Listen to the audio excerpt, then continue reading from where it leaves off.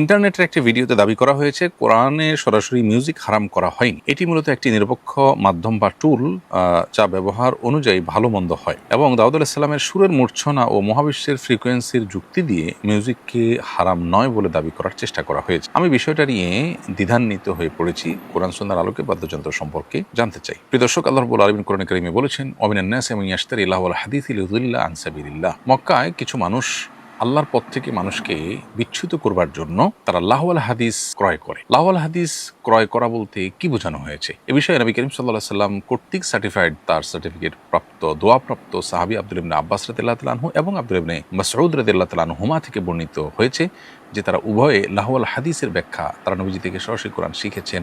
উম্মার জন্য কোরআন যেন সবচেয়ে বেশি শিখতে পারেন সেজন্য নবী সাল্লাল্লাহু আলাইহি ওয়াসাল্লাম তার জন্য দোয়াও করেছেন। তাদের ব্যাখ্যা হলো, যেখানে লাহওয়াল হাদিস এর মিনিং হলো গান। এখান থেকে বোঝা গেল যে গান বাদ্য সম্পর্কে ইসলামের দৃষ্টিভঙ্গিটা কি। আল্লাহ তাআলা সেটাকে সমালোচনা করেছেন যে আল্লাহর জিকির থেকে গাফিল করার জন্য টুল হিসাবে কিছু মানুষ এটা নিয়ে কাজ করে। গায়কদের ভাড়া করে আনতো তখন, যাতে মানুষ কোরআন তেলাওয়াত না শুনে, গায়িকাদেরকে ভাড়া করে আনতো যাতে করে কোরআন না শুনে ওই গান বাজনে মানুষ মজে থাকে। তাহলে এটা আল্লাহর জিকির থেকে গাফিল করবার একটা মাধ্যম এবং টুল। আজও যারা দেখা যায় যে এগুলোর সাথে অনেক বেশি ইনভলভ হয়ে যায়, তারা আল্লাহর জিকির, আল্লাহর পরিপূর্ণ আনুগত্য এগুলা সেভাবে তারা আসলে করে উঠতে পারে না। এটা হলো বাস্তবতা। আবু মালিক আল-আশআরী রাদিয়াল্লাহু তাআলা থেকে বর্ণিত সহিহ বুখারীতে তালিক সূত্রে একটা হাদিস, যেটা তিনি দৃঢ়তার সাথে উল্লেখ করেছেন। সেই হাদিসটিতে নবী সাল্লাল্লাহু আলাইহি ওয়াসাল্লাম বলেছেন, লা ইয়াকুনান্না মিন উম্মতি আকওয়ামুন ইস্তাহিল্লুনা আল-হিররা ওয়াল হারিরা ওয়াল খামরা ওয়াল মাআজিফ। অর্থাৎ নবীজি বলেছেন, আমার উম্মতের মধ্যে এমন কিছু মানুষ আসবে যারা একটা সময় বিবাহ বহির্ভূত সম্পর্ক, এক্সট্রা ম্যারিটাল অ্যাফেয়ার্স যেটাকে বলে, যে বিবাহ বহির্ভূত সম্পর্ক, এটাকে তারা হালাল মনে। আজকাল আপনি দেখেন তথাকথিত আপনার জেনার সঙ্গী আছে একজনের, বিয়ে নাই কিন্তু তার সঙ্গী এই পরিচয় দিচ্ছে বিভিন্ন নাম দিয়ে, বিএফ জিএফ ইত্যাদি। এটা কিন্তু কোনো দর্শনীয় জিনিস মনে করছে না, অথচ এটা কিন্তু 10-20 বছর আগেও মানুষ এভাবে বলতে পারতো না। পৃথিবীর সব সমাজে একটা সময় এটা ছিল না, এখন এটা স্টাবলিশড হয়ে যাচ্ছে। তো নবীজি বলেছেন কিয়ামতের আগে এটি হবে, এটি কিয়ামতের আলামত। এবং ওয়াল হারির, আরেকটা হলো যে সিল্ক, পুরুষের জন্য ব্যবহার করা হারাম, সেটাকে হালাল মনে করবে এবং কোন দর্শনীয় মনে করবে না। আজকাল দেখেন পুরুষদের সিল্কের পাঞ্জাবি ইত্যাদি ব্যাপক হারে বিক্রি করা হচ্ছে। এটা পৃথিবীতে একসময় পুরুষরা পড়তোই না, ব্যবহারই করতো না, কিন্তু এটাকে হালাল মনে করছে আজকাল মানুষ। আরেকটা হলো মাদক।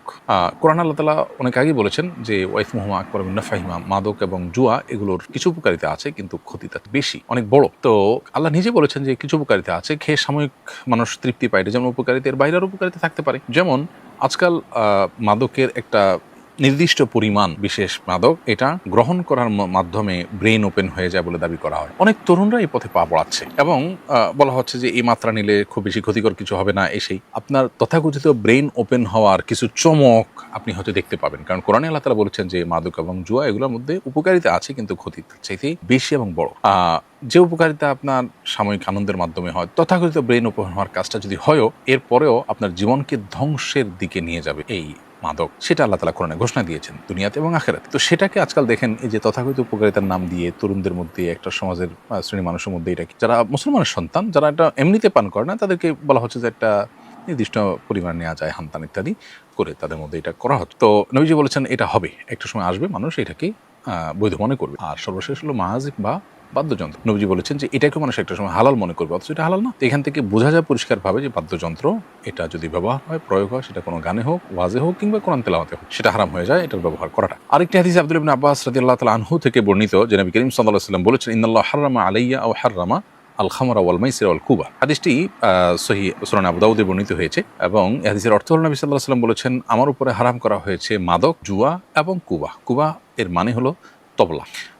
তো এরকম আরও বিভিন্ন হাদিস পাওয়া যায়, যে হাদিসগুলো থেকে পরিষ্কারভাবে বোঝা যায় যে আপনার বাদ্যযন্ত্র, গান বাদ্য এগুলোকে ইসলাম পরিষ্কারভাবে হারাম করেছে। এই জন্য পৃথিবীতে এমন আলেম উল্লেখযোগ্য আপনি পাবেন না যে আলেম এবারে কোনো ভিন্ন মত পোষণ করেন। দাউদ আলাইহিস সালামের সুরের যে ব্যাপারটা, সেটা তুলে এনে মিউজিক বৈধ হওয়ার দলিল দেওয়া, এটা খুবই দুর্ভাগ্যজনক একটা বাস্তবতা এবং এ বিষয়ে অজ্ঞানতা ছাড়া কিছুই না। আল্লাহ রাব্বুল আলামিন তাকে সুন্দর কণ্ঠস্বর দিয়েছিলেন, তিনি সেই কণ্ঠস্বর দিয়ে তেলাওয়াত করতেন।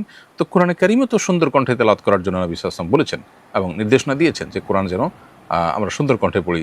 জাইনাল কোরআন বিআসওয়াতিকুম, তোমাদের সুন্দর কণ্ঠ দিয়ে কোরআনকে সুশোভিত করা হয়েছে। তো ঠিক আছে, সুন্দর কণ্ঠ দিয়ে খালি গলা যদি কেউ ভালো কথা আছে এমন কোনো গান গায় খালি গলা, তো সেটাও তো নিষেধ না, কিন্তু সেটা দিয়ে তিনি কোনো বাদ্যযন্ত্র ব্যবহার করেছেন কিনা এর হলো কথা। তার সুন্দর কণ্ঠের তেলাওয়াত দিয়ে কিভাবে মিউজিক বৈধ করা যায়। দ্বিতীয়ত কথা হলো, যদি বাদ্যযন্ত্রের ব্যবহার কথা আপনি প্রমাণ করতেও পারেন, তো সেক্ষেত্রে তার শরিয়া তো আপনার কাছে দলিলযোগ্য না। আপনার জন্য তো মুহাম্মদ সাল্লাল্লাহু আলাইহি ওয়াসাল্লাম শরিয়া দলিলযোগ্য। মুহাম্মদ সাল্লাল্লাহু আলাইহি ওয়াসাল্লাম কি করেছেন, কি করতে বলেছেন, কি করতে নিষেধ করেছেন সেটা আপনার দেখার বিষয়, কারণ আমি তার উম্মত। আগের যুগে নবী রাসূলদের শরীয়ত আমাদের জন্য লক্ষণীয় না, সেটা তো আরেকটা বিষয়। বর্তমানে আমাদের মধ্যে এই ব্যাধি ব্যাপকভাবে বাড়ছে। অনেকেই এই সমস্ত হারামকে হালাল মনে করছেন। নবীজি কিন্তু আমাদেরকে সতর্ক করেছেন কি আমাদের আগে একটা সময় আসবে মানুষ এই হারামগুলোকে হালাল মনে করবে। অদ্ভুত কাকতালীয় ব্যাপার যে আমরা দেখছি এখন মানুষ বিবাহ বিবাহিত সম্পর্ক করতে এটা কোনো তার বাদে না, মুসলমানের সন্তান এটাকে সমাজও তেমন কোনো দোষ বিষয় মনে করছে না। মা বাবা ধরে নিচ্ছে যে হ্যাঁ একটা সম্পর্ক থাকবেই, পরে বিয়ে হবে, এই যে বিষয়টাকে বৈধ মনে। আবার আপনি দেখবেন যে সিল্ক পুরুষরা ব্যবহার করছে, তারপরে আপনার পুরুষদের মধ্যেও আপনার দেখা যায় যে সিল্কের প্রচলন ব্যাপকতা এগুলো বাড়তেছে। মাদক গ্রহণ করার উপকারিতা বলা হচ্ছে বিভিন্ন পরিমাণে, তারপরে বাদ্যযন্ত্রের ব্যবহার এগুলোকে দোষণীয় মনে করা হচ্ছে না, অনেকে এটা নিয়ে ডিবেট করতে আসে। এগুলোকে আমাদের লক্ষণ নবী সাল্লাল্লাহু আলাইহি ওয়াসাল্লাম আগে থেকে আমাদেরকে সতর্ক করেছেন।